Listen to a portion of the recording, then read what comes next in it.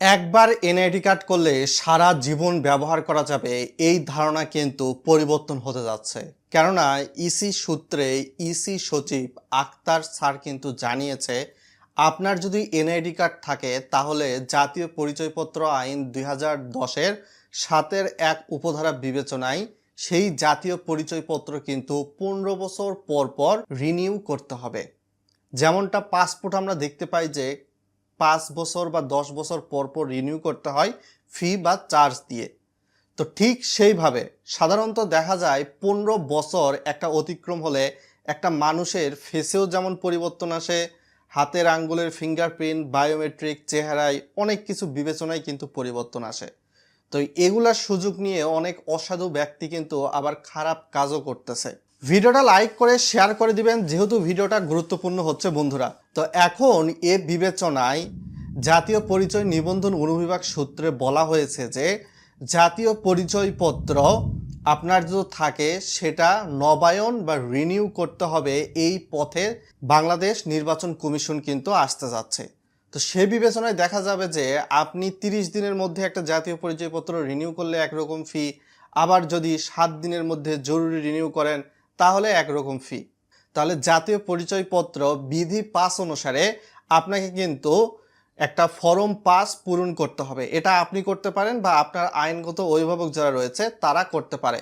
তো ফর্মটা পূরণ করার পরবর্তীতে আপনি সরাসরি অনলাইনেও জমা দিতে পারেন নির্বাচন কমিশনের ওয়েবসাইটে, বা অফলাইনে গিয়েও আপনি নির্বাচন কমিশনের অফিসে কিন্তু জমা দিতে পারেন। সাধারণভাবে দেখা যাচ্ছে সরাসরি আবেদনের ক্ষেত্রে বিধি 8-এর উপবিধি 2 অনুসারে ফি পরিশোধপূর্বক রসিদের কপি আবেদনের সঙ্গে সংযুক্ত করে জরুরি বা সাধারণ হিসাবে দাখিল করতে হবে, অথবা অনলাইনে আবেদনের ক্ষেত্রে ফি সংশোধনপূর্বক রসিদের স্ক্যানকৃত কপি ইলেকট্রনিক পদ্ধতিতে জরুরি বা সাধারণ পদ্ধতিতে দাখিল করতে হবে।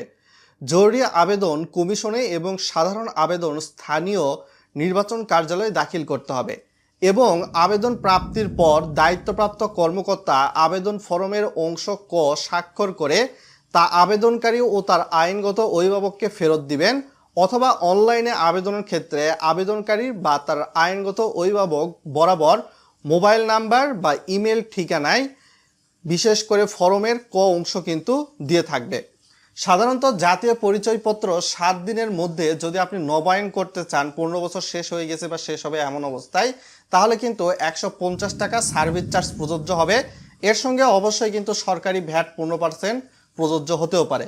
আর যদি 30 দিনের মধ্যে সাধারণ নিয়মে আপনার জাতীয় পরিচয়পত্রকে নবায়ন করতে চান, তাহলে 100 টাকা প্লাস 15% ভ্যাট এইরকম কিন্তু সার্ভিস চার্জ প্রযোজ্য হতে পারে। তো বর্তমান সময়ে এনআইডি কার্ড হারিয়ে গেলে বা নষ্ট হলে নতুন কার্ডের ক্ষেত্রে প্রথমবার আবেদন ফি 200 টাকা এবং জরুরি হলে 300 টাকা কিন্তু দিতে হয়। আর দ্বিতীয়বার আবেদনের ক্ষেত্রে আপনাকে কিন্তু 300 টাকা, আর জরুরি আবেদন যদি করেন এনআইডি কার্ড হারিয়ে গেলে তাহলে 500 টাকা কিন্তু আবেদন ফি দিয়ে করতে হয়। এরপরে তৃতীয়বার বা তৃতীয়বারের পরে যদি আপনার এনআইডি কার্ড হারিয়ে যায়, সেটাকে যদি আবার নিতে চান তাহলে সাধারণ নিয়মে 500 টাকা, আর জরুরিভাবে নিতে গেলে কিন্তু 1000 টাকা দিতে হয়। তো এইটা সাধারণত দেখা যায় জাতীয় পরিচয়পত্র হারিয়ে গেলে সেইটা যদি আপনি আবার নতুন করে নেন, এটাও কিন্তু অটোমেটিকলি নির্বাচন কমিশনের তথ্য বলতেছে অটো রিনিউ হওয়ার মতনই বা জাতীয় পরিচয়পত্র নবায়ন হওয়ার মতনই কাজ করে থাকে।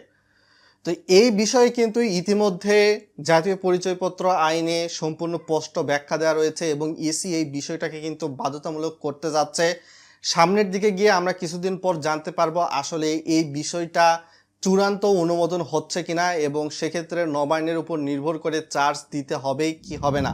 তো বর্তমান সময়ে বেশ কিছু নিউজ পেপারের সোর্স বিবেচনায় আপনাদের কিন্তু বিষয়টা আমি দেখানোর চেষ্টা করেছি বন্ধুরা।